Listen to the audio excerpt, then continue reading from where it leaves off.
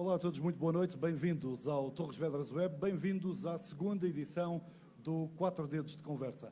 Começámos há um mês atrás e, claro está, na primeira segunda-feira do mês voltamos a encontrar-nos, desta feita, na Feira de São Pedro, agradecendo desde já também à organização da feira por nos proporcionar este espaço para nos juntarmos os quatro e voltarmos a falar de temas que marcam a atualidade nacional, mas também local. Obviamente, estando nós na Feira de São Pedro, será um dos temas que vamos abordar com especial destaque, lá mais para a frente no nosso programa. Para já e para começar, vamos para os assuntos que marcaram esta semana, com um primeiro boa noite e uma primeira ronda aos nossos convidados, Sérgio Galvão, Paulo Bento, António Esteveira. Mais uma vez, muito obrigado a todos por se juntarem a mim nesta noite de segunda-feira. Ninguém diz boa noite. Ninguém... Boa noite. Toda a gente... Foi o jantar. Hoje jantámos bem, jantámos na Feira de São Pedro, jantámos num espaço de eleição também que foi criado para o efeito este ano e que promove os vinhos da cidade de Torres Vedras e de Alenquer, ou não fosse Torres Vedras e Alenquer, a cidade europeia do vinho. Mas vamos aos temas que marcaram a semana e o primeiro foi a visita de Marcelo Rebelo de Sousa aos Estados Unidos da América e o seu encontro com Donald Trump, e nada melhor do que começarmos com Paulo Bento a comentar este encontro que foi sui generis, Paulo. Eu direi que não foi sui generis, foi à imagem do atual Presidente da República. Como não tenho por hábito de dizer aquilo que não penso, tenho por hábito de dizer aquilo que penso, eu pessoalmente gostava muito mais de ter visto o Presidente da República abordar uma coisa fundamental na relação bilateral com os Estados Unidos, que é o problema que está por resolver na base das lajes, que influencia a vida de milhares de açorianos. O Sr. Presidente optou por falar do vinho da Madeira, do Ronaldo e dizer que os Estados Unidos não são Portugal. E, portanto, é o registro dele. Eu preferia outro registro, aquilo que foi lendo nas redes sociais. A rapaziada parece que gostou. Eu, sinceramente, até porque estou à vontade, porque votei no senhor, entendo que, pela minha parte, gostava de ter visto o Presidente com um registro mais sério na abordagem de assuntos que realmente se refletem na vida dos portugueses, neste caso dos portugueses açorianos, sem que isso evitasse que pudesse dar as suas larachas como deu. Mas, para mim, visitas de Estado são visitas de Estado. Tenho fé e tenho esperança que depois, em privado, tenham abordado estes assuntos. Aquilo que nos foi dado a ver foi muito pouco uma visita de Estado, mas isto é a minha opinião, obviamente, provavelmente minoritária em relação àquilo que foi o grau de satisfação dos portugueses. Sérgio, Marcelo optou por explicar a Trump o que é inexplicável, ou seja, o que é a história de Portugal no mundo. Eu diria que o Marcelo teve duas vezes nos Estados Unidos, ou seja, no princípio do mês, no dia 10 de junho, onde foi apresentado, inclusive, como o Presidente do Povo, e de facto é essa a imagem que ele tem criado. Ele tem estado muito próximo das pessoas, o que me tem surpreendido pela positiva. De facto, ele refere nessa intervenção que teve no princípio, penso que terá sido dia 10, dia 11 de junho, de facto Portugal foi o primeiro país a reconhecer a independência dos Estados Unidos, em 1763, e acho que marca essa posição referente aos nossos imigrantes, e penso que dá, de facto, outra nota importantíssima que tem a ver com os portugueses, que é um povo que está habituado a unir e não a dividir, e de facto aqui marca a posição que nós temos relativamente à imigração e o que está a acontecer nos Estados Unidos. E depois penso que, lá está, aquilo que o Paulo falou e bem, no segundo encontro, no encontro com Donald Trump, é evidente que o que saiu cá para fora foi a tal referência ao Cristiano Ronaldo, e foi a pequena provocação que o Donald Trump lhe fez, que ele respondeu bem. Agora, acho que isso não é de facto importante. Foi o que saiu, é aquilo que a comunicação social tem dado à ASO, mas de facto o mais importante, e penso que, falando daquilo que o Paulo me disse há pouco, acho que depois em privado o assunto da base das lajes deve ter vindo, obviamente, à baila, assim como também a política de imigração e a posição que Portugal tem referente a isso. Eu acho que uma coisa é a comunicação social daquilo que se fala, outra coisa, e depois também outra coisa é a dimensão que Portugal tem, quer dizer, Donald Trump terá dado uma outra laranja, mas penso que Marcelo teve bem, e penso que em privado terão discutido assuntos que depois não saíram cá para fora, como é óbvio.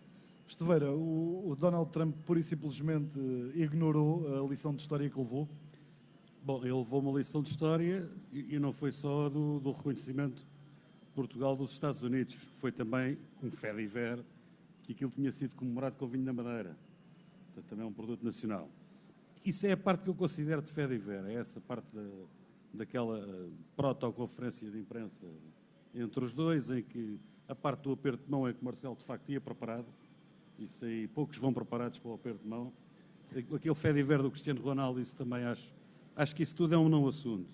O que me parece que é assunto é, e faria aqui uma inversão das coisas, ou seja, iria aqui recordar o fim do encontro, o Donald Trump, no fim de cada encontro que tem com líderes internacionais, faz sempre um tweet de resumo.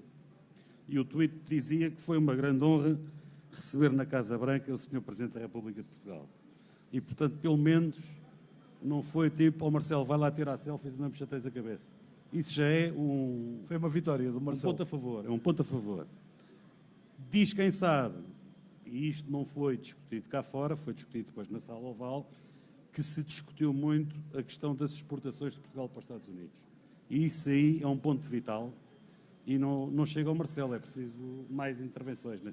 Eu recordaria que Portugal, em 2011, exportava 1,5 mil milhões de euros por ano para os Estados Unidos.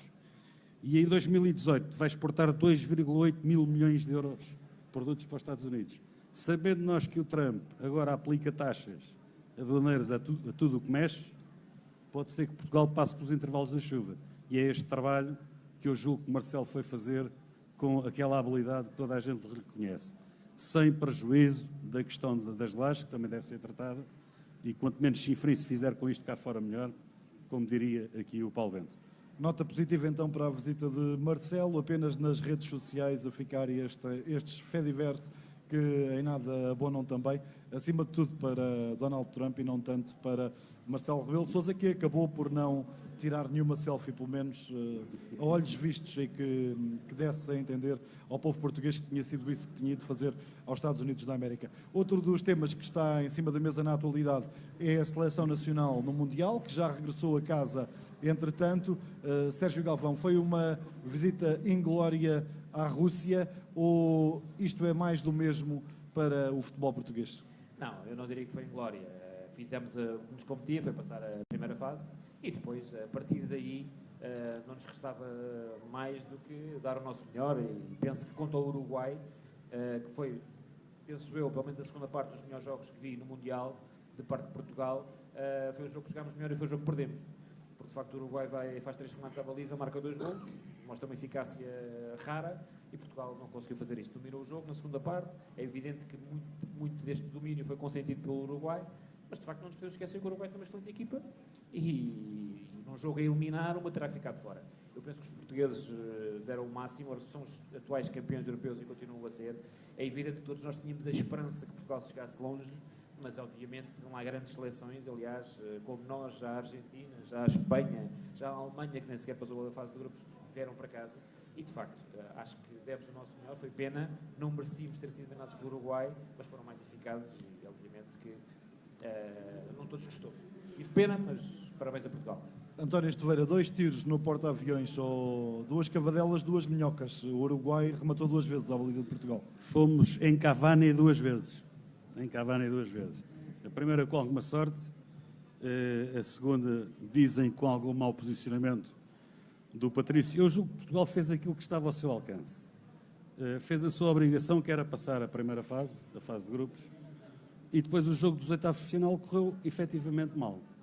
Correu mal porque Portugal até jogou bem, até teve posse de bola, mas como diria o Sampaoli, posse de bola não chega, depois pode estar com uma rapariga até às 5 da manhã, numa discoteca, da meia-noite às 5, depois chega lá um outro indivíduo, está com ela 10 minutos e leva para casa, e para tu tiveste mais posse de bola. Mas foi só para dar boleia. Só tiveste posse de bola.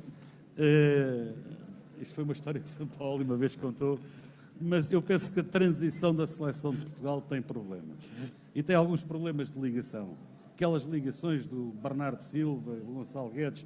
O Gonçalo Guedes, há um jogo contra a Espanha, recebe uma bola de golo, não consegue rematar, contra o Irão, falha uma bola de golo feito. É considerado pela imprensa inglesa como o maior flop dos jogadores do futebol inglês em Portugal. Isso eu atribuo a alguma falta de ligação que o engenheiro Fernando Santos ainda não conseguiu fazer na nossa equipa. Como dizem que uma imagem vale mais que 1000 palavras, eu pedi à Joana para filmar esta imagem, se fosse possível. Basicamente, o problema da seleção está aqui. Isso é um quadro elétrico, não? Portanto, isto é um quadro elétrico do engenheiro Fernando Santos, está para aqui muitas movimentações, mas houve aqui coisas que não bateram certo. Ora mete o Guedes, ora tira o Guedes, ora altera o João Mário para um lado, ora puxa o Adriano para o outro, e, portanto, isto tem que ser afinado. Porque se isto não for afinado, nós não voltaremos a ter uma seleção que impõe respeito. Nós, quanto à Espanha, jogamos muito bem. Quanto a Marrocos, andámos completamente à nora. A Espanha também andou à nora. E contra o Irão íamos perdendo o jogo, basicamente é isso. E, portanto, uma imagem vale mais que 1000 palavras. Eu tenho aqui este quadro e aqui com estas riscas. Portanto, há aqui qualquer coisa para afinar. E, portanto, esta é a imagem que eu deixo da Seleção Nacional, que vale mais que as palavras. Paulo, achas que além do engenheiro era preciso um eletricista depois deste quadro elétrico de António Estuveira? Um engenheiro eletrotécnico. Não, sinceramente, eu quando acabou o jogo, tive a sensação e coloquei-me no lugar dos iranianos e dos marroquinos. Devem ter tido a mesma sensação que nós, ou seja, nos jogos contra Portugal eles tiveram grande parte do domínio de jogo e Portugal acabou por passar. Desta vez fomos nós que tivemos um domínio claro do jogo, 2/3 do jogo, provavelmente o único jogo em que fomos dominantes e fomos eliminados. Ainda ontem escrevi na minha página do Facebook, isto dá que pensar. Já vieram para casa 3 campeões mundiais, um campeão europeu, a Espanha também foi campeã europeia, os melhores jogadores mundiais que estavam presentes já vieram embora. Ontem, por pouco, o Modric não veio. Provas, hoje, nós não tivemos a oportunidade de ver, mas tivemos a acompanhar o resultado do Japão-Bélgica, e o que está provado é que realmente cada vez mais as equipas que defendem bem, que lutam em todo o terreno e que são eficazes na concretização, passam à fase seguinte. Eu penso que o nosso problema começou logo na escolha dos jogadores. Tenho um enorme respeito e consideração pelo treinador, pelo único treinador que nos deu o título europeu, o engenheiro Fernando Santos. Penso que ele não teve a coragem de fazer a ruptura com alguns nomes de jogadores que eu aprecio e admiro, mas que fizeram ou tiveram praticamente a parte final da época toda paradas, sem rotinas de jogo, e quem não defende a meio campo dificilmente consegue a vencer o jogo. Penso que foi esse o problema, não vale a pena condenar, fizemos aquilo que foi possível, com a equipa que levámos, saímos de cabeça levantada com um jogo que merecíamos ganhar. Provavelmente o que se põe a questão é se mereceríamos ter passado esta fase depois da primeira fase, que eu acho que foi mesmo muito má. Honraram-nos,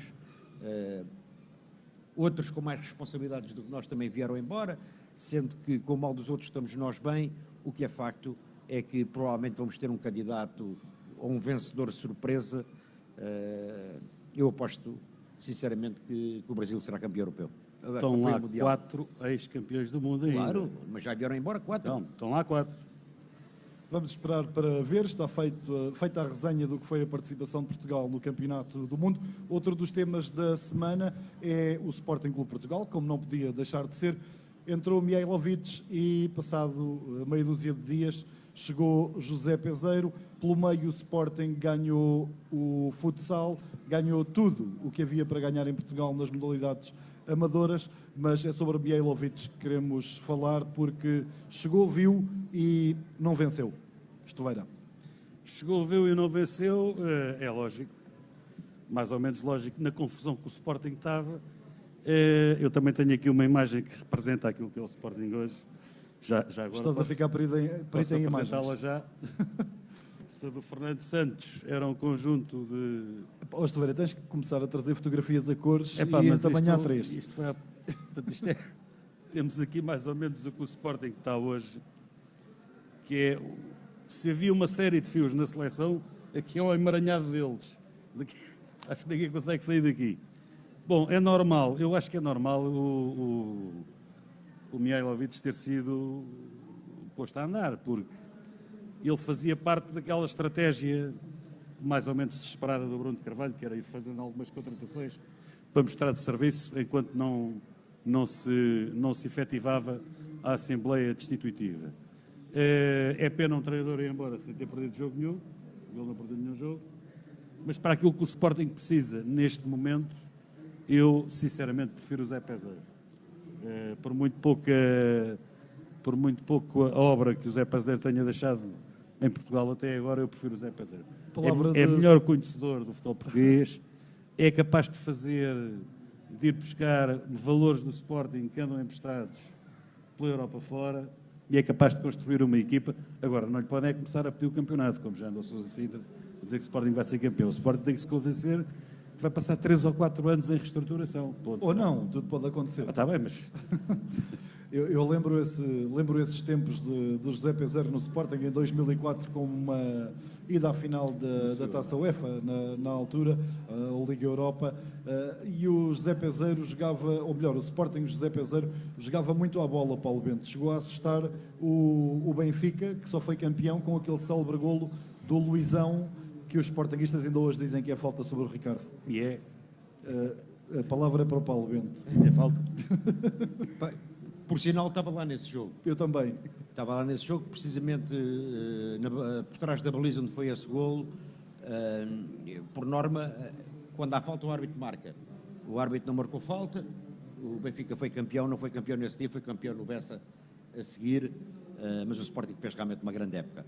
Mas relativamente ao Sporting, que é o tema, eu sinceramente não vou dar grande opinião, porque não sendo sportinguista e tendo uma opinião própria relativamente a isso, acho que não devo estar a meter a foice em seara alheia. Mas há 2 ou 3 coisas que eu gostava de dizer. Nunca tive simpatia por Bruno de Carvalho. Sempre achei que era uma pessoa sem qualidade para ser presidente de uma das maiores instituições de Portugal, que é o Sporting Clube Portugal. Mas há uma coisa que... há 2 coisas que nós temos que precisar e temos que ser sérios. Bruno de Carvalho tinha acabado, foi eleito com 90% e foi depois confirmado numa Assembleia um pouco anacrónica com mais de 90%. Além disso, e não o digo com satisfação porque sou benfiquista, o que é facto é que o Sporting, nas ditas modalidades amadoras, este ano ganhou-as praticamente todas aquelas que o Benfica perdeu. E, portanto, há mérito também no trabalho do homem. Exceto uma. E, portanto, foi uma situação que os sportinguistas entenderam resolver da forma que bem entenderam. Eu, enquanto benfiquista, o que posso dizer é que, sinceramente, não gostei, sobretudo, daquilo que foi o espetáculo, sobretudo que a comunicação social e os médias fizeram da vida interna de um clube que, tendo milhares de sócios, saberiam certamente resolver e não transformar aquilo num caso de vida e morte, como se não houvesse mais problemas em Portugal. Os sportinguistas resolveram como entenderam. Entretanto, a nova comissão instaladora, que não foi eleita por ninguém, despediu um treinador contratado, contratou outro treinador conhecido por pé frio. Eu penso que o José Peseiro percebe bastante futebol, mas é uma pessoa que a sorte não o tem acompanhado, e estou convencido que o mesmo irá acontecer este ano, porque sempre ouvi dizer que não se fazem omeletes sem ovos, e muito dificilmente podem pedir a Zé Peseiro, com uma equipa completamente destruída na parte final da época, e para reconstruir agora, sabe Deus com que dinheiro, não podem pedir ao homem, nem a ele, nem a nenhum treinador, ou ao Mihailovic, cá teve ou outro qualquer, para fazer os milagres que Jesus, e é Jesus, não conseguiu fazer com uma equipa recheada de craques. E, portanto, mas conseguiu... parte do nível tão baixo de expectativas do Zé Peseiro, que provavelmente pode surpreender alguém. Conseguiu o Leonardo Jardim. Fez omeletes sem ovos. Não, Vamos esperar para ver que ovos é que vão aparecer na sexta. Agrada-me que, pelo menos, tenha saído da ordem do dia esta constante massacre, para quem não é do Sporting ter que estar a gramar que aquilo, e para os sportinguistas a verem a vida do seu clube completamente devassada na praça pública, muitas das vezes, quiçá com inverdades. Sérgio Galvão, um sportinguista assumido, e confesso, como é que viste esta passagem curta, rápida e indolor de Mihailovic pelo Sporting? Eu diria que tinha os dias contados com o maior. Quer dizer, uma contratação do Bruno Carvalho, a poucos dias de tal Assembleia Geral, obviamente que não teria bons resultados. Penso que a decisão está bem tomada. O José Pérez, se calhar, é a solução que, no momento, satisfaz mais aquilo que o Sporting precisa. Eu recordo que em 2004, 2005, nessa época, fomos à final da Taça UEFA, na altura, em Alvalade, e perdemos com o CSKA, já que o José Pérez, lá está, o Paulo diz que é o pé frio, teve sempre quase a ganhar alguma coisa, mas nunca ganhou nada. Mas recordo que foi das melhores alturas que o Sporting jogou futebol. Portanto, o José Pérez, sendo alguém que conhece bem o futebol português e tendo aceito este convite do Sporting, penso que é uma boa solução. Mas também estou com o Márcio Ferreira, quer dizer, não se pode agora estar a exigir que o Sporting seja campeão. Vamos passar agora um período difícil, mas o José Pérez penso que é a opção certa neste momento para guiar o Sporting a uma maior estabilidade, que é aquilo que ele precisa. Sobre as modalidades amadoras que se falou há pouco, o Sporting foi campeão em todas, é verdade. Resta saber a que custo e como é que isso vai, o que é que vai acontecer agora, percebendo daquilo que foi o investimento das modalidades amadoras. Eu recordo que há ali milhões e milhões investidos nas diversas modalidades. Vamos tentar perceber agora, e mais tarde veremos a que custo é que conseguimos vencer esses títulos. Vamos entrar nos temas que os nossos convidados escolhem todos os meses, em todas as edições deste 4 Dedos de Conversa. O tema que o Paulo Bento traz esta noite à discussão, à nossa mesa de conversa, é o Serviço Nacional de Saúde. Paulo, queres apresentar o teu ponto de vista e também deixar para discussão a tua opinião sobre o atual estado do Serviço Nacional de Saúde? Exatamente. Quando foi pedido para escolher o tema, eu escolhi precisamente o Serviço Nacional de Saúde. Uma questão muito simples. No seguimento do que temos estado a falar agora, o que assistimos durante as últimas semanas foi falar da seleção, dos problemas do Sporting, dos problemas do Sporting e dos problemas da seleção. Da viagem do Marcelo, do Rock in Rio do Marcelo, com o Primeiro-Ministro Catarina e o Fernando Medina, e o país é muito mais do que isto. O país é muito mais que futebol e festivais.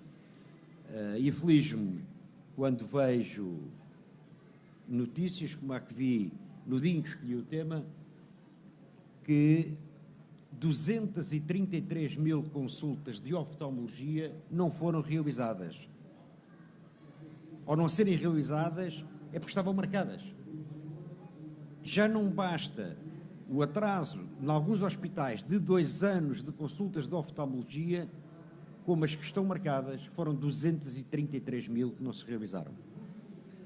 Acresce às notícias que nós vamos vendo constantemente da falta de investimento, nomeadamente de investimento prometido para pessoas com doenças gravíssimas, nomeadamente na área da oncologia, no IPO do Porto, quando vemos que as pessoas mais carenciadas não têm acesso aos médicos dentistas, dou comigo a pensar. É realmente o futebol e os festivais que nos deve preocupar ou encontramos uma solução que possa colmatar estas situações na área da saúde? Eu penso muito mesmo nisto, porque tenho a felicidade de ter um vencimento acima da média nacional que me permite ter um seguro de saúde e me permite, portanto, ir, se necessário, a instituições privadas de saúde quando delas careço. O que acontece é que, infelizmente, há uma camada grande da população, grandíssima, que não tem essa possibilidade de ter um seguro de saúde ou de ter a ADSE como os funcionários públicos. O que acontece é que eu, todos os meses, quando pago os meus impostos e quando faço os meus descontos para a Segurança Social, e posso dizer que é bastante, não me estou a queixar de os descontar.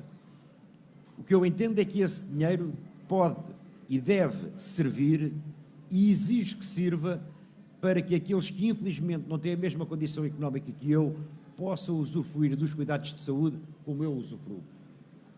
E, portanto, o Estado, eu não estou a falar disto por ser este governo ou ser outro governo, isto é um problema que vem de há muitos anos.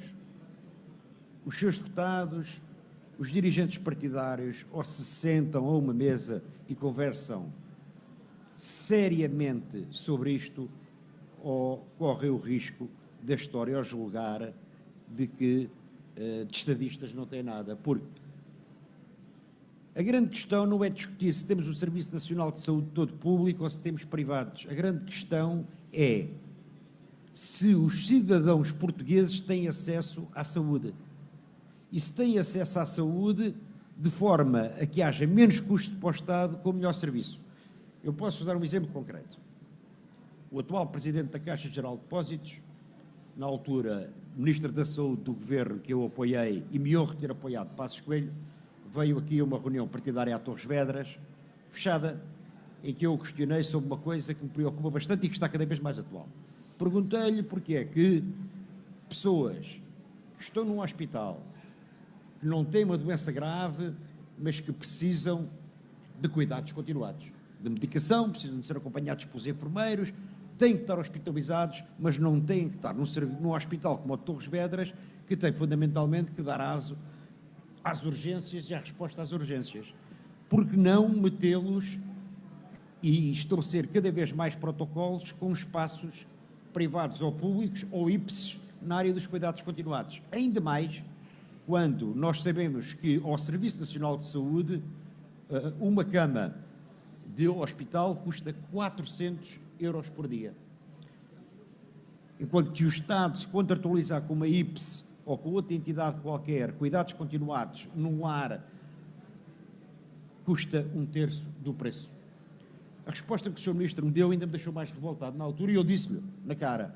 Ele disse, mas sabe, é que essa despesa passará para a Segurança Social, deixará de estar no Ministério da Saúde, a mim até me dava jeito.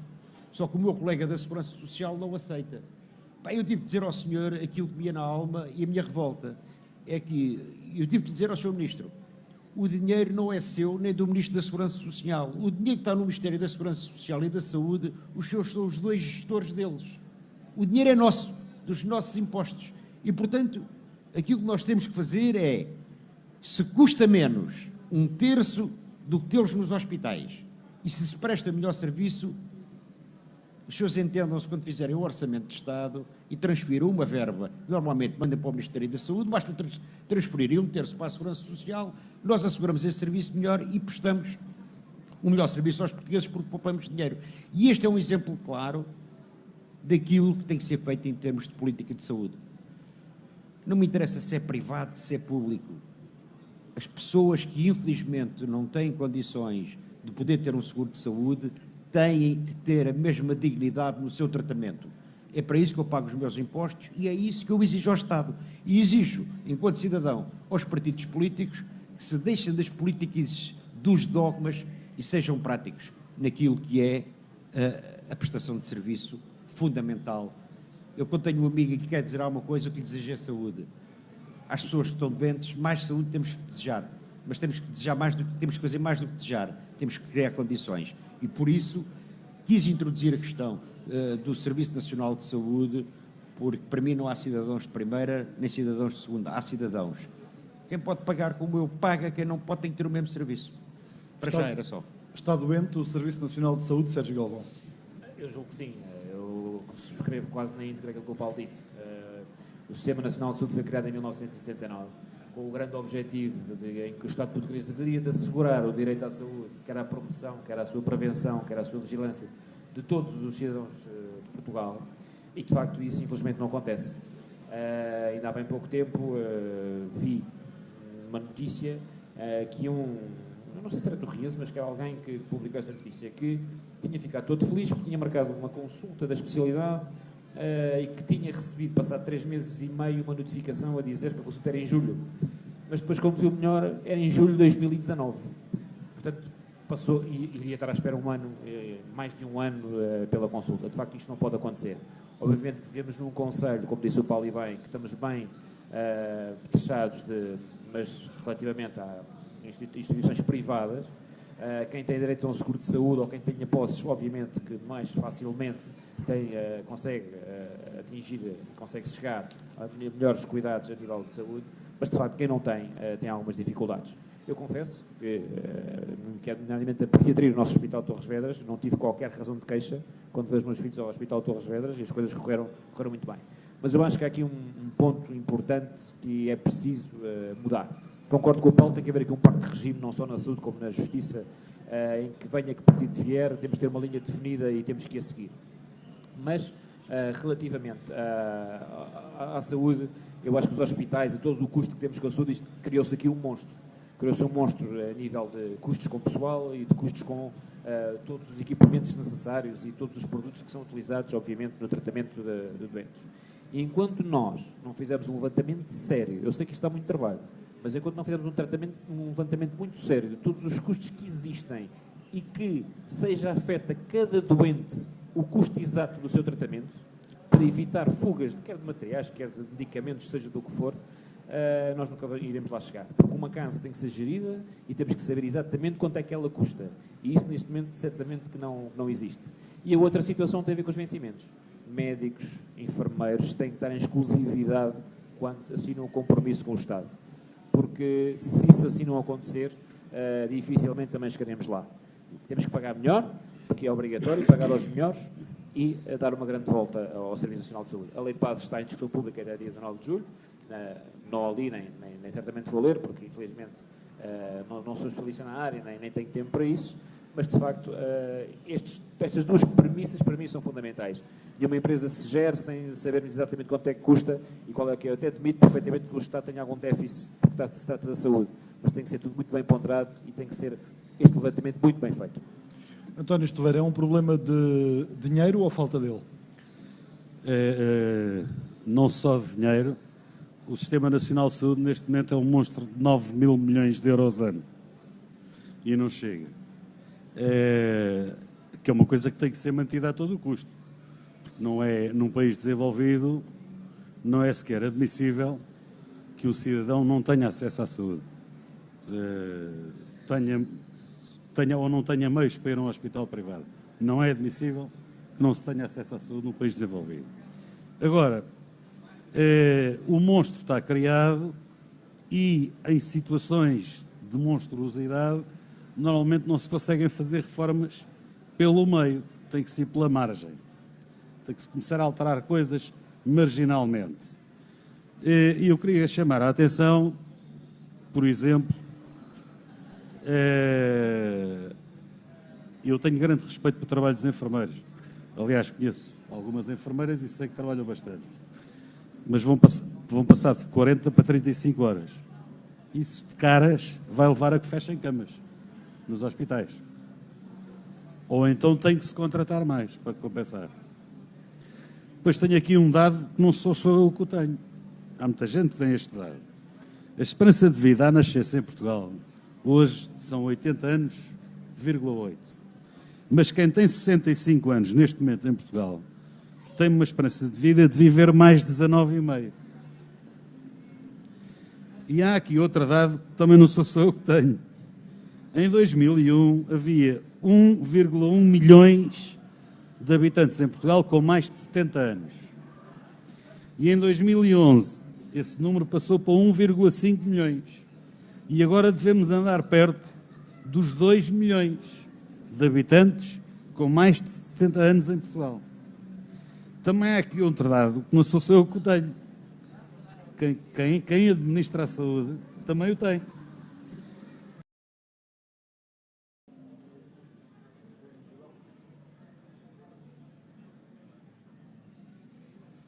Ok, estamos de regresso então, depois de uma pequena falha técnica. Já concluímos também, já que estamos em direto na Feira de São Pedro, concluímos o tema do Serviço Nacional de Saúde. Vamos passar para o segundo tema da noite, que foi o Sérgio Galvão que escolheu, a falta de mão de obra qualificada no nosso país e, em particular, julgo eu, no nosso concelho. Sim, Sérgio, eu escolhi este tema porque, para mim, tem sido um tema que me tem afligido bastante, face à profissão que tenho. E, de facto, noto em algumas áreas que existe essa dificuldade. Eu recordo que no passado mês de abril fechámos com uma taxa de desemprego de cerca de 7,2%. Penso que é um valor que é preciso recuar a 2002 para atingir. Nós, geralmente, no nosso concelho, temos cerca de 2 pontos abaixo deste valor, o que de facto é uma taxa que obviamente continua a ser preocupante porque há desemprego, mas face a outros números que já tivemos, há uma grande melhoria. Mas eu vejo com muita dificuldade, nomeadamente na área do turismo, esta falta de mão de obra qualificada. E sei que há noutras indústrias e noutras empresas também esta falta de mão de obra qualificada. Eu estou convencido que, mais uma vez, olhando um pouco para os pactos de regime ou para uma linha condutora que temos que ter em determinadas áreas, penso que deveria ser feito um levantamento sério a nível das necessidades que o nosso país tem e informar os jovens qual é que é, ou nos próximos anos, em termos de futuro, o que é que se perspectiva para o país. O turismo, por exemplo, uma das áreas em que, de facto, existe uma grande margem de progressão. O turismo tem subido, ano após ano, 2 dígitos, e, de facto, estas subidas constantes e que se perspectiva que continuem a subir, logicamente que demonstram depois necessidades de mão de obra que nos vão afligindo a nós que precisamos rapidamente de mão de obra qualificada, e nestas alturas então em que estamos numa época alta, temos grande dificuldade. Eu ao dia de hoje, que é dia 2 de julho, já devia ter todas as contratações fechadas para as empresas para onde trabalho, não consigo fechar porque há uma constante rotação, há um constante convite de determinadas empresas a outros colaboradores que depois saem, e não conseguimos fechar e fidelizar e, acima de tudo, criar aqui uma linha condutora dentro das empresas e determinados serviços, porque precisamos que as pessoas têm que aprender, obviamente, têm que estabilizar, têm que conhecer a cultura da empresa, e depois, quando conseguem fazer, ou acaba a época e vão embora, ou têm convites estrangeiros, obviamente, a pagar muito mais do que pagam em Portugal. E, de facto, se tivéssemos mão de obra qualificada e se estivéssemos preparados para receber e para que os jovens que andam à procura de emprego soubessem escolher qual é que deveria de ser as oportunidades que irão ter, obviamente, com isto não estou a dizer que não tenha que abrir cursos para todas as áreas, obviamente que sim, que todos nós somos livres de escolher a profissão que queremos, mas que o jovem tivesse a informação que, de facto, é por ali que deve ir, porque é por ali que há emprego. Temos feito algumas colaborações com universidades, nomeadamente relativamente ali à Escola de Tecnologias do Marco Peniche, a Universidade, o Externato na FIRM também tem sido nosso parceiro, a ESCO, entre outras escolas, a Escola Henriques Nogueira. Obviamente que vão surgindo alguns estagiários, mas de facto não é e precisamos de mais, e acho que aqui um problema que poderia ser resolvido e que baixava muito a taxa de desemprego, teria a ver com, de facto, com uma linha condutora e que toda a gente soubesse e que houvesse essa informação que as áreas em que Portugal mais necessita de mão de obra são estas, é o turismo, é o que for. E aí, a partir daí, acho que a taxa de desemprego, obviamente, que iria baixar e as empresas agradeciam que fosse feito esse trabalho. É a minha opinião. António Esteveira, trazendo um pouco a tua experiência profissional para cima da mesa também, as escolas profissionais poderão dar um contributo para que esta falta de mão de obra qualificada... Já dão desde 1987. Mas continua a ser um problema. Não é um problema, quer dizer, real do Sérgio. O Sérgio tem preocupações que me parece que são mais com a rotação do que propriamente com o recrutamento. Ou a falta de formação. A experiência que eu tenho uma experiência gira. Eu, por acaso, uma vez participei num conselho setorial da área da hotelaria e turismo, em que estávamos diretores de escolas profissionais da área e empresários da área do turismo. Portanto, e estávamos a discutir, teoricamente, as competências necessárias para as escolas depois ajustarem a formação. Passado meia hora, os empresários só queriam discutir era salários. Qual era o salário mínimo? E eu às tantas comecei a pensar, então, mas eu estou num conselho setorial ou estou na concertação social? E, portanto, inquinou-se logo, ficou logo inquinada a discussão. Porque o problema é a rotação, e não é só no turismo. Qualquer motorista de entregas rápidas, se lhe derem mais 100 euros noutra empresa, ele vai. Então, porque é que a primeira não deu logo os mais 100 euros? Quer dizer, isso também... Há aqui algumas formas de gestão que não me parecem... enfim, motivadoras. Depois, há uma coisa que se chama o SANC, que é o Sistema de Antecipação das Necessidades de Qualificação, que é da responsabilidade da ANCAP, da Agência Nacional para a Qualificação e Emprego, que às vezes parece que é um bocado feita à martelada. Por exemplo, na CIMA Oeste, na nossa Comunidade Intermunicipal do Oeste, os cursos ou as saídas profissionais são classificadas de acordo com a sua relevância. Se é muito relevante é porque é muito necessário para a região. E depois há um número de turmas atribuído. Eu vou só citar um exemplo. Há um exemplo que está correto, que é mesa bar, relevância 8, aliás 9, de 0 a 10 é 9, turmas atribuídas 8, tudo bem. Agora eu vou dar um exemplo que também acontece. Gestão de sistemas de informação. No fundo é sistemas digitais. Quando Portugal acaba de assinar um memorando com a União Europeia para o conhecimento digital. Relevância 8, de 0 a 10. Turmas atribuídas, 1. Isto faz sentido. Já faz sentido. E portanto alguém também anda um bocado distraído quando faz estes cálculos. Gostava de dizer também aqui para o debate que ainda estamos a sair de uma série de cursos que eram os CEF, que davam qualificação profissional de nível 2, quando os miúdos podiam ir trabalhar aos 16 anos, mas agora já não podem. Tem que ser aos 18. Esses cursos são de banda muito fechada.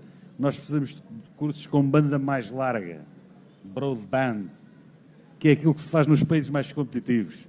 Mas isso não é uma discussão para aqui, podemos fazer um programa depois só... Nós também estávamos a precisar de banda mais larga para conseguir transmitir o nosso programa sobre formação em condições. Acho que é um problema geral, a falta de banda larga. Outra coisa complicada é saber que nós neste momento temos 160 mil jovens em Portugal que não estudam, nem trabalham, nem estão em formação.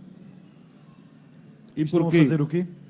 Ou estão licenciados em áreas que o mercado não procura, ou fizeram formação profissional em áreas que o mercado não procura, ou estão-se completamente borrifando para trabalhar e para estudar. E são 160 mil, isto não é brincadeira. Só para dar mais uma chega, para não me alongar muito, para não monopolizar isto, nós em Portugal temos como meta para ter no ensino secundário profissional 50% dos jovens. Ainda não passámos dos 48%.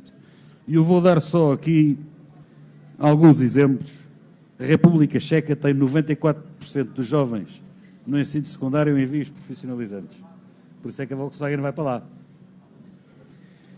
A Eslovénia tem 87% e a Croácia 84%. Ou seja, todos estes países que competem com Portugal para a atração de investimento estrangeiro têm muito mais volume de mão de obra, ou seja, muito mais volume de alunos a frequentar o ensino secundário numa via profissionalizante. Depois logo se vê, depois pode ir para o ensino superior, o ensino pós-secundário não superior. Mas isto é uma realidade que há nestes países que são mais competitivos do ponto de vista da mão de obra. E, portanto, acho que dei aqui já umas achegas e dizer que o problema do Sérgio e na hotelaria, sinceramente, parece mais que é um problema de rotação dos trabalhadores. Se calhar vale a pena pagar mais 100 ou 200 euros, que é o que se gasta em formação para depois admitir mais outros, quando aqueles se forem embora, do que propriamente um problema de disponibilidade de mão de obra. Já vamos voltar ao Sérgio, até para ele ter direito de resposta a esta tua afirmação. Paulo, o Serviço Nacional de Saúde está doente e a falta de mão de obra qualificada, pelos vistos, também nasceu torta. Tenho uma opinião muito própria relativamente a esta matéria. Era eu menino e moço, vocês são relativamente mais novos. Eu, quando fui estudar para a chamada Escola Técnica, Escola Industrial e Comercial de Torres Vedras. Havia o liceu e havia a Escola Técnica. Naquela altura havia lá aquilo que se chama a qualificação profissional. Havia eletricistas, havia mecânicos, havia todas essas coisas. Passado muitos anos, há 6 anos, quando fui trabalhar para a Santa Casa da Misericórdia de Lisboa, tive a felicidade de ir trabalhar para aquilo que eu entendo que poderá passar por ser o futuro da educação e do ensino em Portugal.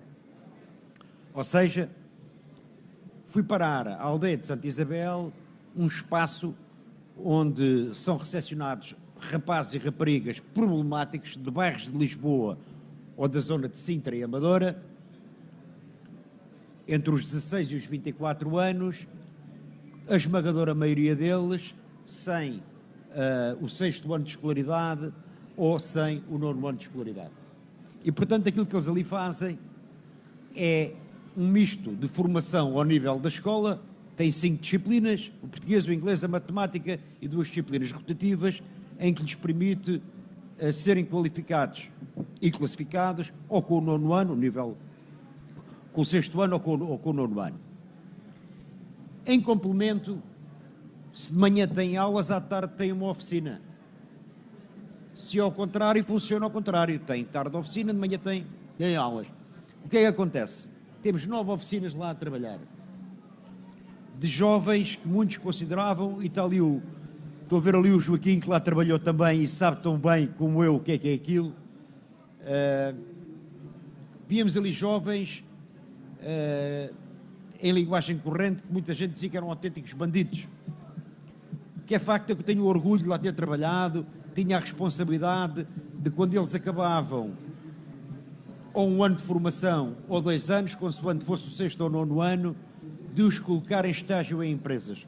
E o que vos posso dizer é que dos 250 que me calhavam a mim colocar a estagiar, tive a grata felicidade desses 250, 200 ficaram a trabalhar nas empresas onde estagiaram, porque não é fácil arranjar, ainda por cima com a formação e com os bons mestres que ali há, arranjar carpinteiros, não é fácil arranjar eletricistas, não é fácil arranjar bate-chapas, não é fácil arranjar pintores de automóveis, não é fácil arranjar costureiras, não é fácil arranjar cabeleireiras.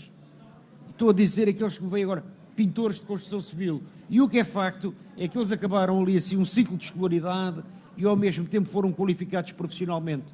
E o que é facto é que ficaram a trabalhar nas empresas onde estagiaram porque não há onde ir buscar. E este é um estigma dos disparates que se fez a seguir ao 25 de Abril inadvertidamente. Ou seja, os pais meteram na cabeça que os filhos têm que ser todos doutores. E não perceberam que os filhos têm que ser felizes. Os filhos, os irmãos, os primos, os nossos familiares, o que nós todos queremos na vida é ser felizes. E se tivermos a oportunidade de ser felizes, a fazer uma coisa que gostemos e que estejamos bem preparados para ela, mais facilmente encontraremos trabalho num mercado tão carente como ele está. Ainda há pouco dizia ao Sérgio, o meu irmão teve a fazer um lar no Algarve, teve que levar praticamente tudo o que era pessoal daqui da nossa zona, porque no Algarve não há mão de obra qualificada. E aqui não quer trabalhar, ou que trabalha a um preço exorbitante porque não há concorrência. E aqui também na saúde tem que haver um pacto de regime. Tenho um enorme respeito pelos professores, a pessoa que mais gostei do mundo, a minha mãe, foi professora primária, tenho um enorme respeito, não só por ela, mas porque também tive muitos professores que me ensinaram aquilo que sei hoje também na vida, pela classe de professores. Mas não podemos passar 40 anos a discutir o problema dos professores sem discutir primeiro o problema do ensino. Nós temos que saber o que é que queremos para o ensino, para a formação, para a qualificação. Temos que saber o que é que o país é carente.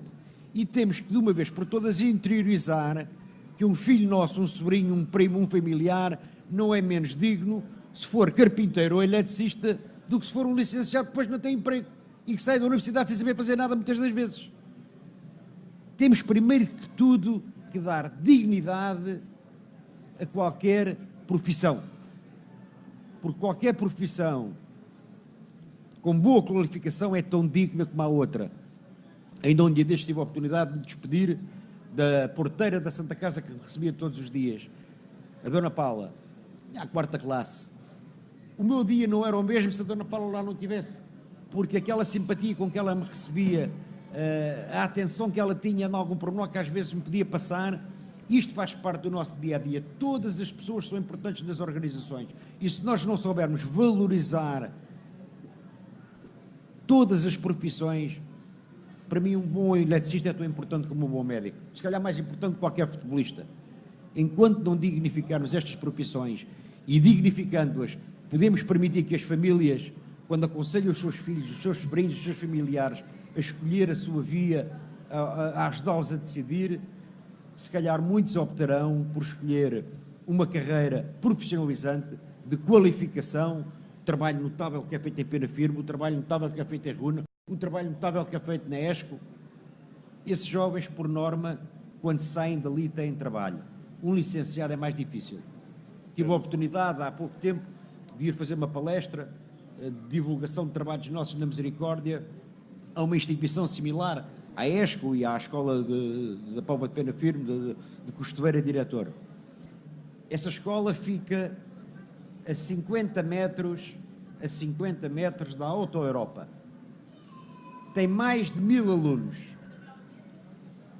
Aqueles alunos que entram ali, há uma coisa que sabem. Quando acabarem o curso, têm duas opções. A primeira é que têm trabalho garantido na Auto Europa. A segunda, se não quiserem, vão à procura, mas vão bem formados.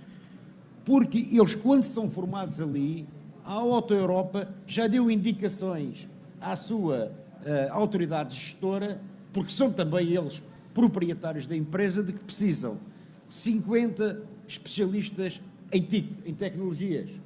Precisam de 100 formados na área da...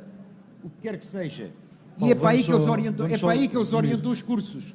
E, portanto, enquanto não dignificarmos, tivermos a coragem de dizer que não temos que ser um país de doutores, temos que ser um país de gente bem formada e qualificada em todas as profissões, não vamos a lado nenhum. Passaremos a vida a discutir se os professores têm direito a receber o tempo de serviço ou não têm o tempo de serviço, e temos que perceber que os professores, os auxiliares das escolas, os funcionários administrativos só existem porque existe escola.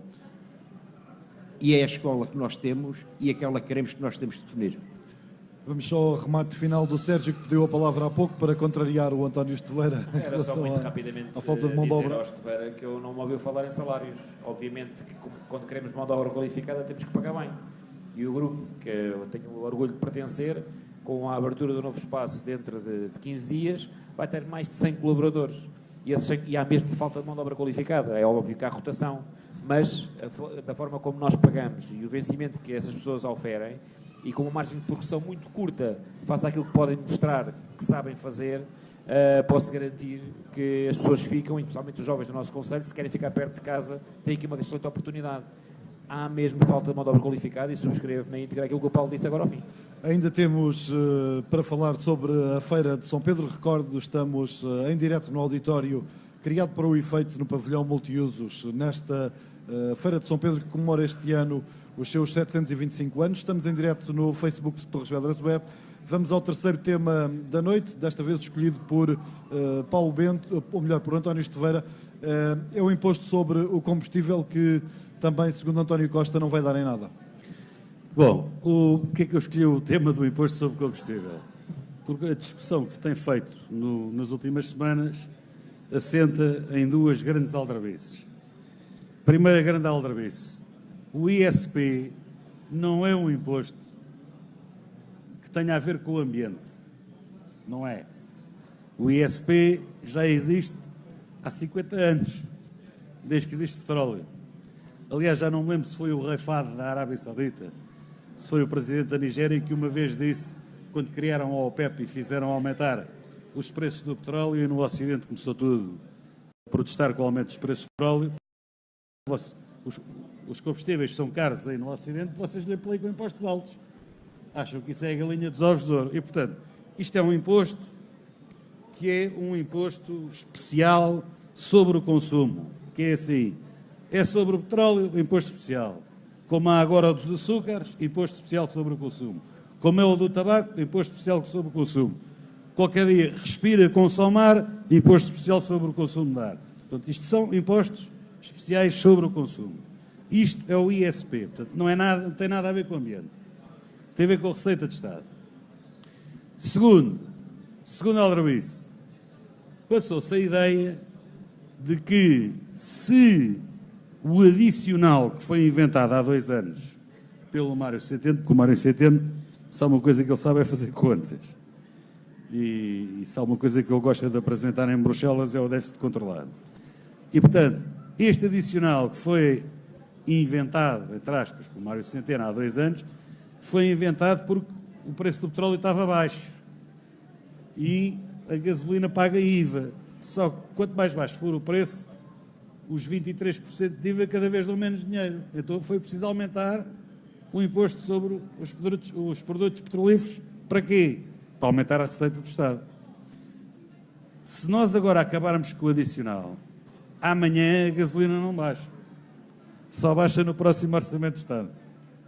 Se acabarmos com o adicional, não estou a dizer que vamos acabar com o imposto, nem pensar acabar com esse imposto, porque esse imposto rende aos cofres do Estado 3,2 mil milhões de euros. É muito dinheiro. Ninguém vai acabar com isso, esqueça. Se acabarmos com o adicional, deixamos de cobrar cerca de 300 milhões de euros. Continua a ser dinheiro. Continua a ser dinheiro. E, portanto, era ultrapassar estes dois equívocos. Eu, por mim, basta ver que o petróleo em 2008 custava $140 e o gasóleo era €1,40 e isso deu para cortar estradas, que os brasileiros fizeram na semana passada. E hoje o petróleo está a $76 e o gasóleo está a 1,360, portanto está quase ao preço de quando o petróleo estava a $140. Onde é que está o diferencial? Está no adicional do ISP e está também, e é preciso dizer isto, nas margens das gasolineiras que cada vez são maiores. A Galp e a BP têm o domínio do mercado português. Há pouca concorrência. Não há concorrência como há nos Estados Unidos, onde os preços são mais voláteis. Dizer que o imposto sobre o ambiente chama-se taxa de carbono, foi inventado em 2015 por Jorge Moreira da Silva, que era o Ministro do Ambiente do Governo de Passos Coelho. Essa é que é a taxa de carbono. E só aí foram 2 cêntimos a mais por litro no gasóleo e na gasolina. Só com esta... E ninguém nunca mais mexeu nesta taxa de carbono. Foi quando também se fez a taxa sobre os sacos de plástico. Nós agora até já nos habituámos nos supermercados a não ter sacos de plástico, a comprar aqueles sacos reutilizáveis. Pronto. A taxa de carbono é que é o imposto sobre o ambiente. O adicional ao ISP veio aumentar a gasolina em 6 cêntimos por litro e o gasóleo em 5 cêntimos por litro. O que eu pergunto aqui é qual é o limite. Eu não estou em desacordo com um imposto que seja basculante. Ou seja, o petróleo está mais barato, põe-se o imposto mais alto. O petróleo está mais alto, tem que se pôr um imposto mais barato, porque o preço do gasóleo e da gasolina tem que ter um limite. Nós não nos podemos esquecer que o gasóleo, por exemplo, é um indutor de inflação. É utilizado nos transportes. E os transportes transportam produtos que vão ser vendidos ao consumidor. Se o custo do transporte for mais elevado, o preço ao consumidor vai ser mais elevado. E o consumidor ganha 600, 700 euros por mês, come alfaces, e come tomates, e come pepinos, e come arroz, e come batata. E isso é transportado. E o custo do gasóleo é igual. E, portanto, é aí que eu quero chegar. Qual é o limite? Qual é o razoável? Sendo certo que não me oponho, antes, pelo contrário, é que o imposto seja basculante. Já agora deixa-me só explicar porque é que isto não vai trazer... António Estoeira, estamos limitados de tempo, faltam 20 para as 23 e temos ainda alguns temas para falar sobre a Feira de São Pedro. Deixa-me só adiantar e pedir ao Paulo Bento também em 2 minutos, rapidamente, um comentário sobre este imposto sobre o combustível, sabendo que todos nós que estamos a pagar cada vez mais. Muito rapidamente, o que me apraz dizer é isto. O Estado tem espalhado pelo país centenas de repartições de finanças a que a gente chama de bombas de gasolina. Portanto, não precisa de ter empregados, quando tem carência de dinheiro, aumenta-se o imposto. E eu quero dizer 2 coisas em relação a isto. A primeira é de que, contrariamente ao que se calhar podem pensar, aceitei, quando António Costa introduziu aquele suplemento ao imposto, porque o petróleo estava realmente muito baixo, as receitas estavam muito quebradas, e se calhar era necessário fazer aquele esforço. O que é facto é que ele se comprometeu em que quando o combustível voltasse a preços normais, retirar a taxa. E isso não aconteceu e agora recusa-se a fazê-lo. E, portanto, temos aqui 2 problemas. É de roubo ao bolso do contribuinte e o descrédito que a classe política cada vez mais vai tendo perante as pessoas. Porque as pessoas não têm palavra. Se realmente as pessoas entenderam que naquela altura podia ser feito um acréscimo de 6 cêntimos, porque os preços da gasolina estavam bastante abaixo daquilo que era expectável, o que é facto é que agora esse imposto não se justifica. Quem passa férias em Espanha sabe que uma bilha do gás custa 13 euros e cá custa 28. E os combustíveis vêm todos do mesmo lado. Ainda agora alguém me estava a dizer que foi ontem, um colega meu, foi a Espanha este fim de semana ao Elva, abasteceu o gasóleo a 1,16€. Isto passou a fronteira, estava quase a 1,40€. Os espanhóis ganham quase o dobro de nós. E, portanto, é muito fácil aos governos aumentarem 2 impostos. O tabaco, fumo ao pobre, fumo ao rico, toca no bolso de todos. Fala-se durante uma semana, há sempre o outro. Para mim, devia ser, era a 50 euros. Esquece, se calhar o filho fuma e também conta no orçamento do Estado. E depois é outros combustíveis. A pessoa, quando vai meter gasolina, mete sempre 20 euros.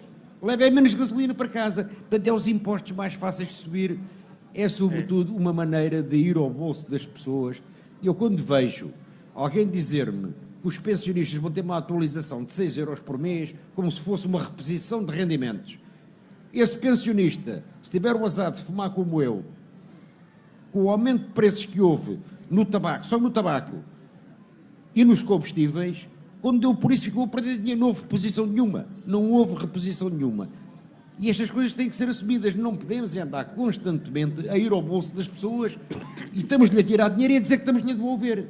E os combustíveis é o caso mais flagrante de tudo isso. Combustíveis, tabaco, todas essas coisinhas que as pessoas consomem no dia-a-dia, é aí que vão buscar o dinheiro. Só que há um problema gravíssimo aqui, é que o indivíduo que ganha 10 mil euros por mês, se lhe aumentarem 5 cêntimos a gasolina, não lhe faz diferença nenhuma, porque a maior parte deles são as empresas onde trabalha que os paga. Agora, aquele que recebe o salário mínimo, ou que recebe 800 ou 900 euros por mês, consome a mesma gasolina. E, portanto, estes impostos sobre o consumo generalizado, são, sobretudo, penalizadores daqueles que recebem menos. Temos um caso típico, para dar um exemplo do que é isto. Só para terminar, sério, só para terminar. Passamos a vida a dizer que em Torres Vedras temos a água caríssima. Não temos. Nós não temos a água caríssima. Nós temos taxas e mais taxas caríssimas dos serviços municipalizados que vêm na fatura da água, porque numa fatura de 25 euros da água, se calhar 5 são o consumo. Tudo o resto é a taxa do lixo, é a taxa de resíduos, é a taxa de não sei do quê. No fundo, o português diz, o torriense, temos água caríssima em Torres. Nós temos taxas a mais em Torres. Nos combustíveis, então, taxas em cima de taxas. É uma vergonha irem ao bolso das pessoas dizendo-lhes que estão a devolver rendimentos. Vamos encher o depósito rapidamente, Sérgio Galvão, para terminarmos este assunto do combustível. Muito rapidamente, não me vou alongar muito, apenas dar aqui 2 notas. A primeira, é importante frisar, e o Estevão não disse, que o consumo de combustíveis está a subir muito acima da taxa de crescimento da economia. Quer dizer que está a haver muito mais consumo de combustíveis. E depois há uma nota que é importante, eu tenho que ligar sempre isto à parte ambiental. Nós temos o compromisso e o Acordo de Paris para cumprir e há responsabilidades ambientais. E nós não podemos ser incoerentes como estamos a ser. O Estado está a ser incoerente. Está a dar subsídios de incentivos de reduções e de isenções de benefícios fiscais a determinadas empresas no consumo de combustíveis, quando não os deveria dar. E se acabar com estas isenções e estes benefícios fiscais, estou convencido que a receita irá aumentar na mesma. E fazer um pouco aquilo que o Paulo disse aqui.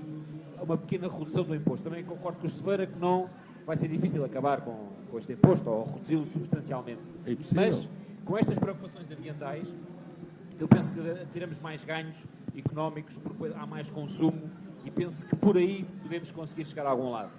Mais que isso é complicado. Ok, vamos entrar então no tema interessante também desta noite, não que os outros não tenham sido até aqui, mas vamos falar um pouco sobre o que é a Feira de São Pedro e o que é a análise desta edição do ano de 2018.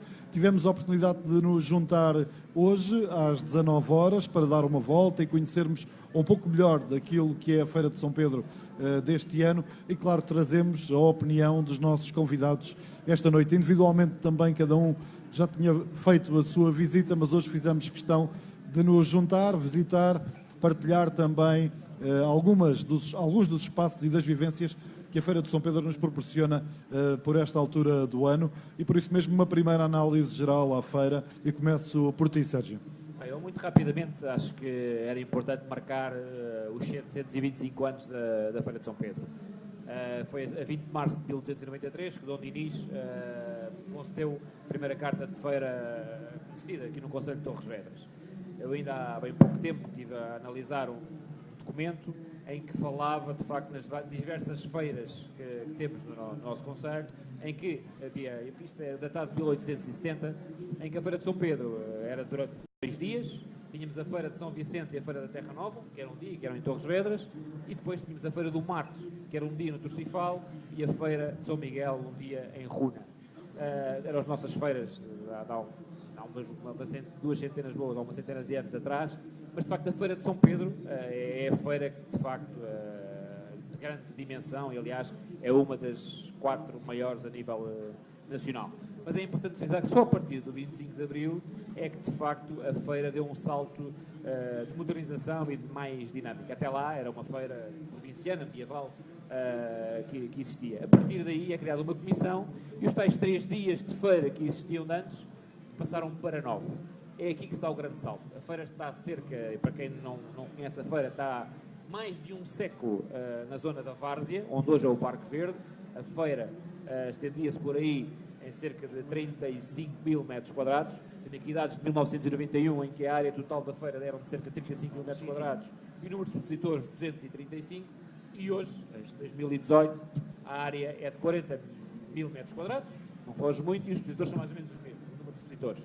Sendo certo que, se contabilizarmos todos os intervenientes, nomeadamente os feirantes, divertimentos, aqui sim temos a participação de cerca de 370 feirantes e participantes. Portanto, é uma feira que tem crescido substancialmente, que melhorou de condições quando veio para cá, e fazendo uma análise à atual feira, identifico que ela não teve uma grande... Existiram algumas melhorias que foram sendo incrementadas sucessivamente ao longo dos anos. Hoje temos uma feira muito mais limpa, não temos mais porque não é possível. Eu lembro perfeitamente das dificuldades que existiram em deslocalizar alguns feirantes e colocá-los em zonas muito mais apetecíveis porque não quiseram. E isso às vezes também é uma dificuldade, as pessoas às vezes não sabem que, e só quem passou por cá é que sabe, que ao querer fazer algo de diferente e de melhorar, às vezes é muito difícil de o conseguir, mas a feira está neste momento estável, tem mais de 200 mil visitantes nestes dias, neste caso este ano, 11 dias de feira. Saúdo, e penso que iremos falar a seguir dos pontos fracos e dos pontos fortes, mas saúde, de facto, o regresso dos animais, embora num formato muito reduzido, mas penso que poderá ser o caminho.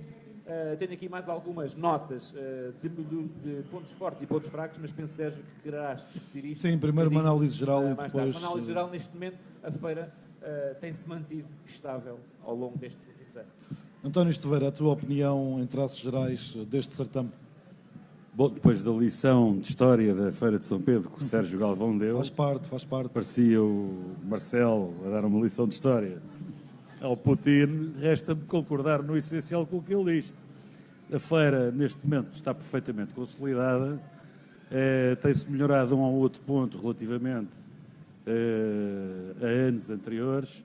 Em parte também, penso eu, sabendo ouvir os expositores e os intervenientes. E pronto, há algumas margens de progressão, mas em termos de modelo de feira, este é o modelo que eu defendo e, portanto, não defendo alterações de fundo no modelo.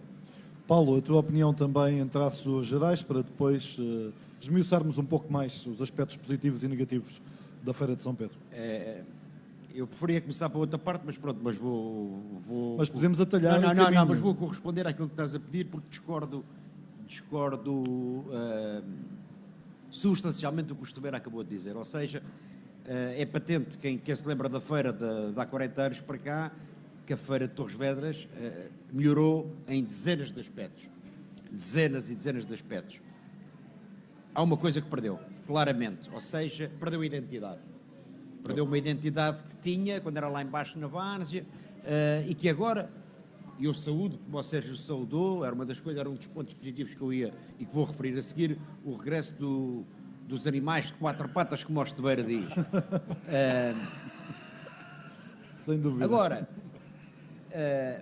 quem sou eu para dizer se este é o modelo mais correto ou não correto de feira? O que é facto é que a feira tem, habitualmente, apontam os números de 200 mil visitantes. Eu penso que serão, se calhar, 30 a 40 mil visitantes, as mesmas pessoas, porque há pessoas que vêm cá todos os dias. Portanto, é uma feira com uma dimensão enorme. Agora, se eu trouxer cá uma pessoa de fora de Torres Vedras, que nunca tenha vindo cá, e entrar neste pavilhão, não vê aqui uma identidade. Vê uma coisa que eu nem sabia que era possível, um stand a vender cães, periquitos e papagaios, vê vinhos, vê motos, vê instituições.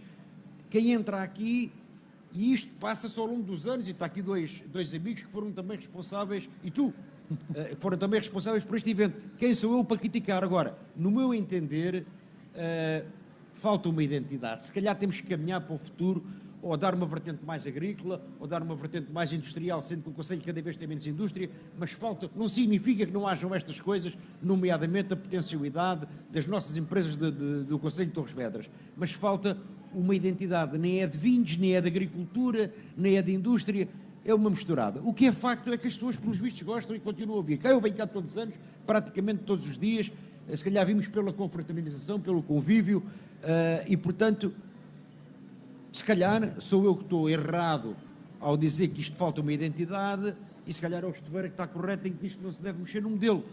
Não tenho uma opinião formada sobre isso. A minha convicção é que aos poucos devíamos criar uma identidade própria para a feira, em que não houvesse toda esta misturada, mas isto é pensar algo. Qual a identidade? Em relação aos pontos fortes e fracos. Não, primeiro vamos começar pelos pontos negativos e vais ser tu a começar exatamente. Quais são os pontos negativos desta feira e propostas de melhoria para o futuro? Os pontos negativos desta feira é aquilo que eu acabei de referir, ou seja, penso que lhe falta uma identidade já há muitos anos a esta parte, uma coisa que quando nós dizemos a um visitante, a um forasteiro, vem à feira, e se possa dizer, vem à feira de São Pedro, o que é a feira de São Pedro? É a feira de São Pedro. Falta-lhe ali uma marca, uma identidade. É o grande defeito que eu vejo na feira. Os pontos fortes. Os pontos fortes. É a possibilidade dos empresários da terra expor os seus produtos, de os divulgarem. A feira está com mais condições, quer ao nível dos espaços, quer ao nível da limpeza, quer ao nível da qualidade dos stands. Penso que essa parte melhorou muito. Gosto muito deste stand novo, que aqui está ao lado dos vinhos. Penso que é uma boa inovação para este pavilhão, e queria dar os parabéns quer à Promotores, quer à entidade ligada ao vinho que montou este stand, porque acho que está agradável. Está agradável de estar. Nós tivemos a oportunidade de jantar lá e vê-se que é um espaço, para além de bonito, agradável. Queria saudar também o regresso dos animais. É verdade, é verdade. Queria saudar o regresso dos animais, uma coisa muito simples. Não é porque isso reforce muito a identidade. Quem trabalha em Lisboa, como eu, nos últimos anos, percebe a importância que isto tem. Um miúdo de uma escola de Lisboa, se lhe pedirem para desenhar um frango, ele desenha um frango do supermercado. Ele nunca viu uma galinha. Tirando na televisão, nunca viu uma galinha ao vivo. Se calhar nunca viu um porco. Se pedirem para desenhar uma galinha, ele desenha um frango como o vê no supermercado. É importante o contacto com os animais. Nós que somos uma zona agrícola, eu gostei de ver. É um nichozinho pequenino, mas é um bom princípio. Eu saúdo, acho que foi uma boa iniciativa e espero que para o ano esteja alargado. Outro aspecto que queria referir positivo. E tivemos lá ao início, antes de virmos para aqui, no espaço junto ao pavilhão central, onde está a divulgação dos trabalhos que a Câmara está a fazer. Sinceramente, é uma parte negativa. Não gostei dos expositores. Acho que aquilo está feio, a estrutura está feia, podia estar mais bonito, podia estar mais bem arranjado. Mas isso não é o mais importante. O mais importante realmente é o conteúdo. E estou à vontade, pode dizer, porque sempre fui, como é sabido de todos, oposição, entre aspas, enquanto cidadão, à atual gestão, há sempre gestão deste Conselho, mas há uma coisa que tem que ser sério, e vi lá realmente uma coisa que me deixou satisfeito, foi realmente ali plasmado aquilo que está a ser feito, nomeadamente ao nível do aproveitamento dos fundos comunitários. E não são coisas vãs, ou seja, nós vemos aquilo e vemos que aquele dinheiro está a ser aplicado porque as obras estão a decorrer. E, portanto, não me parece que os prazos estejam a derrapar. É importante nós sabermos que conseguimos apresentar projetos à União Europeia, que eles estão a ser executados e que certamente serão executados dentro do prazo. Muitos anos vimos ali maquetes que nunca passaram de maquetes. Felizmente, e isto são obras que vêm de candidaturas já de anos anteriores e, portanto, estes méritos pertencem também, obviamente, aos executivos anteriores, e àqueles que os estão a executar, muitos deles, se calhar, já vão ser executados por futuros executivos. Não. A parte, provavelmente não, se calhar, mas se calhar há fases posteriores. Aquilo é para o fim do quadro. Para o fim deste quadro comunitário 2020. O que é facto é que as obras estão a ser executadas, estão ali minimamente bem explicadas para quem não as conhece, e isso é um fator importante das pessoas poderem ver o que é que está a ser feito na sua terra, quanto é que vai custar, quanto é que cabe à Câmara Municipal, quanto é que cabe aos fundos comunitários, e, portanto, não tanto bonito o expositor, a parte do conteúdo compensa, porque realmente é importante sabermos o que é que está a ser feito, e felizmente há ali muita coisa a ser bem feita. Pontos negativos e propostas de melhoria, Sérgio Galvão. Pontos negativos, o Paulo já falou em alguns positivos, não sei se queres que fale em positivos também. Só Pode ser tudo, negativos. porque estamos em cima da nossa hora. Pontos negativos. Denotei na quinta-feira, não sei se já houve alguma melhoria ou não, em termos de iluminação. Penso que da parte noturna há algumas zonas que não estão bem iluminadas. Penso que isso é fácil de resolver, porque existiam muitos cadeiros que estavam apagados. E penso que tem estado a ser resolvido. Sim. Espero que esteja a ser resolvido, e de facto isso era um dos pontos negativos. O outro, de facto, eu não concordo aqui com o Paulo, tem a ver com os expositores. Eu recordo que há uns bons anos atrás fizemos uma experiência em que tínhamos os stands de prestígio e que convidámos algumas empresas a fazer um compromisso com a feira durante vários anos e termos stands de maior qualidade. Isso aconteceu, depois acabou por morrer, mais tarde. Não resultou.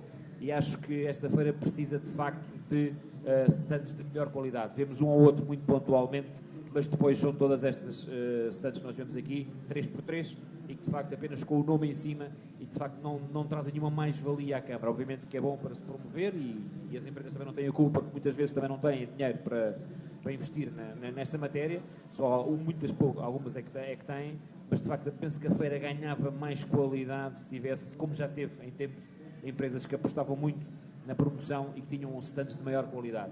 Penso que isso seria muito mais apelativo. E discordo um pouco daquilo que o Paulo disse sobre a feira não ter uma temática. Esta é uma feira que é muito generalista. Nós temos a agricultura, a indústria, temos aqui uma série de serviços e temos que, nesta feira de 11 dias em que há muitos visitantes, as empresas têm que ter a oportunidade de se mostrar. É difícil começar a compartimentar e começar a dividir e fazer várias feiras temáticas. Eu penso que aquilo que, na minha opinião, devia de ser feito era, de facto, melhor, era organizar a feira de uma forma temática. Aí sim, por áreas, e de facto começar eu saber que os serviços estavam num lado, os animais e tudo o que estivesse ligado à agricultura no outro, aí sim eu poderia escolher, poderia visitar e tinha ali a diversas ofertas, mas com base num tema e estar muito melhor organizada. Confesso que não o consegui fazer quando aqui estive, porque de facto também há algo que é a fidelização. Nós temos empresas que estão aqui há dezenas de anos. Essas empresas não querem sair do lugar onde estão, porque os seus clientes e os seus visitantes já sabem que eles estão lá.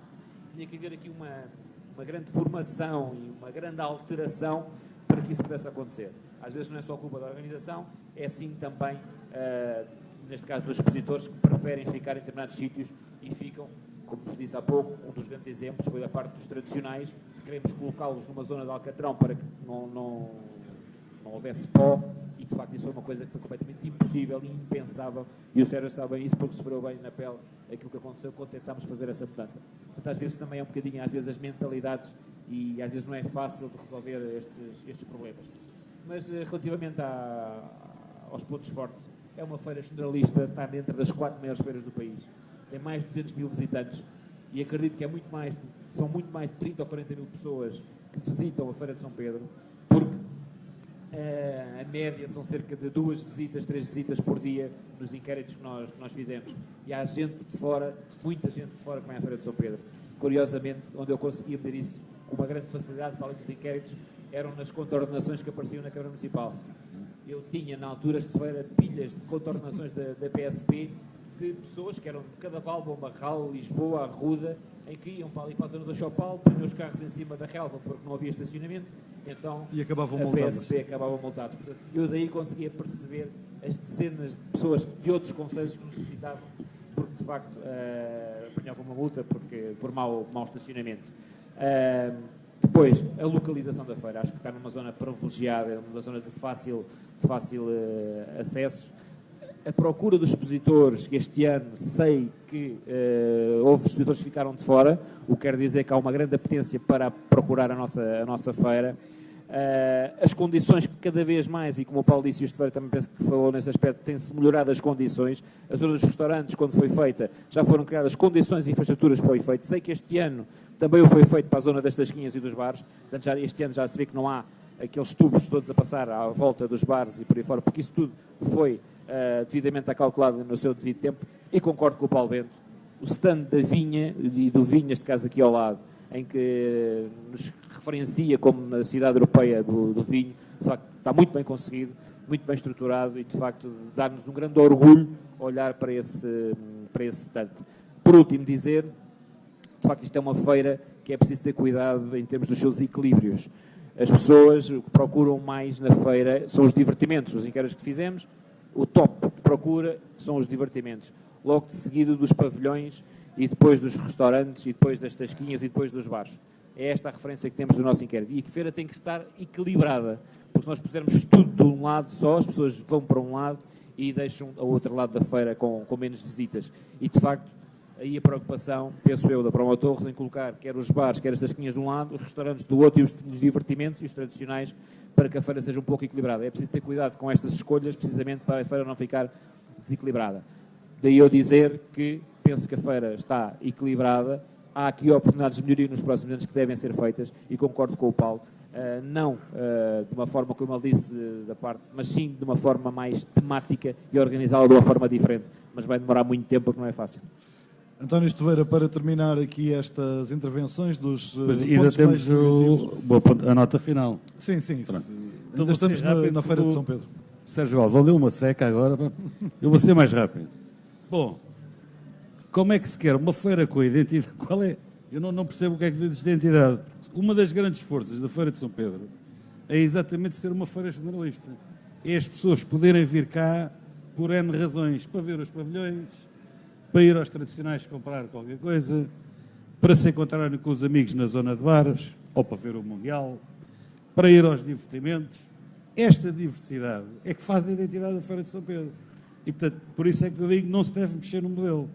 Todos os anos, isto é mais de 200 mil visitantes, não serão todos visitantes diferentes, mas tem mais de 200 mil entradas. E, portanto, não vejo qual é a ideia ou qual é o stress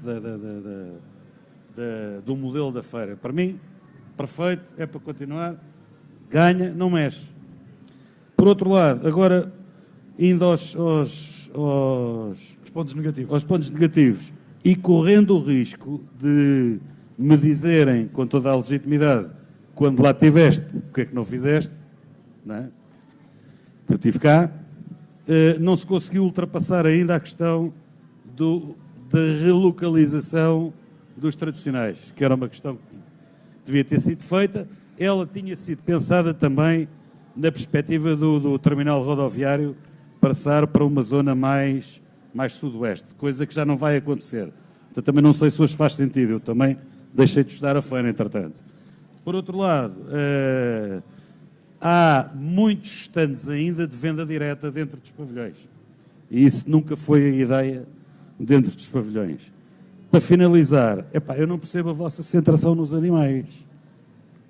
Toda a gente delirou com os animais. É uma nota positiva. Portanto, está bem, mas são 5 vacas. Direito de... São 5 vacas, 4 cabras, um burro, um cavalo e 3 ovelhas. Mas são animais, não são? Está bem, mas isto não é propriamente a reintrodução dos animais. 100% a mais que o ano passado.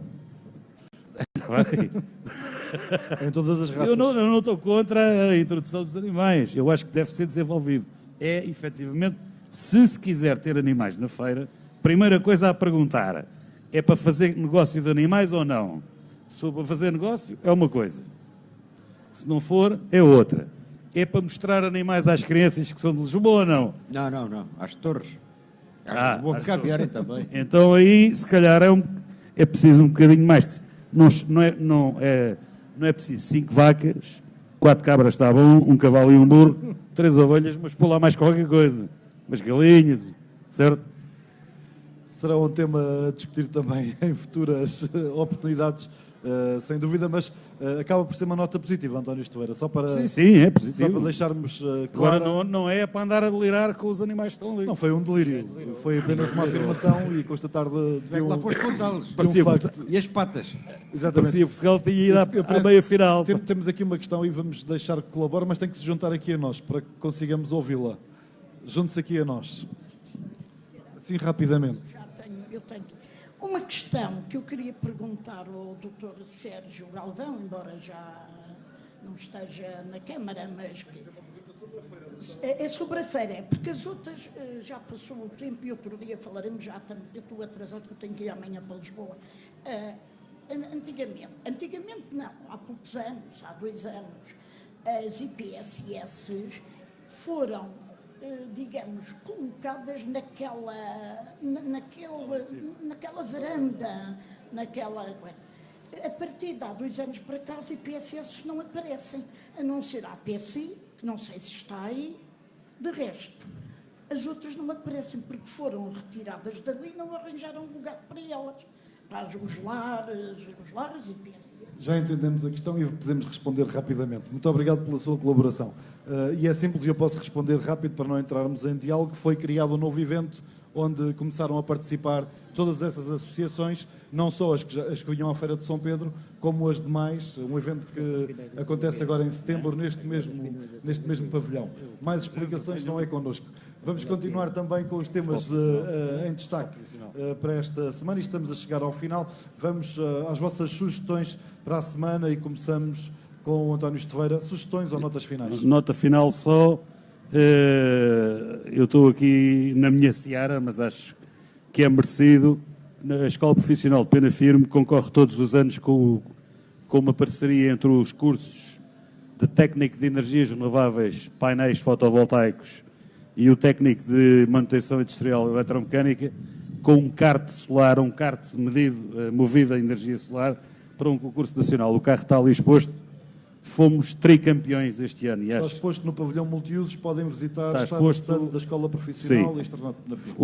Fomos campeões pela 3ª vez, campeões nacionais. E ficámos à frente de instituições de ensino superior como o ISEL, o Politécnico de Leiria, o Instituto Politécnico de Castelo Branco. E, portanto, é uma nota que eu acho que é de registro. E sugestão para, durante esta semana, ainda até domingo, visitarem a Feira de São Pedro e poderem ver este trabalho meritório realizado pelos alunos do Externato na Firme Escola Profissional. Paulo, notas finais, sugestões para a semana? Nada especial.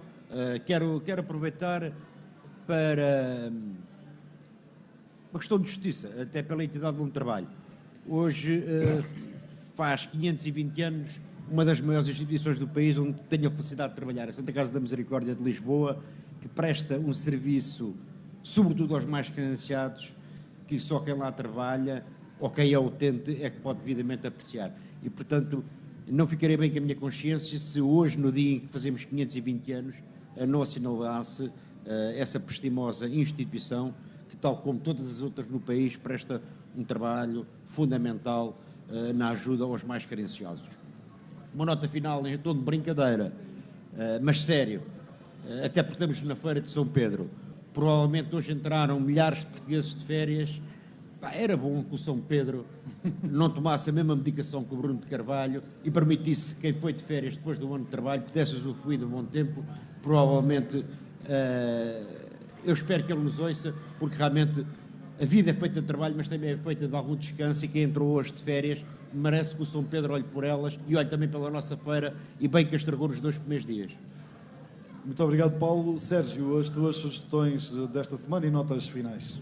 Muito rapidamente, respondendo também um pouco ali, muito rapidamente, de facto foi criado esse evento em setembro, eu sei que foi criado para as IPSS e para todas as associações.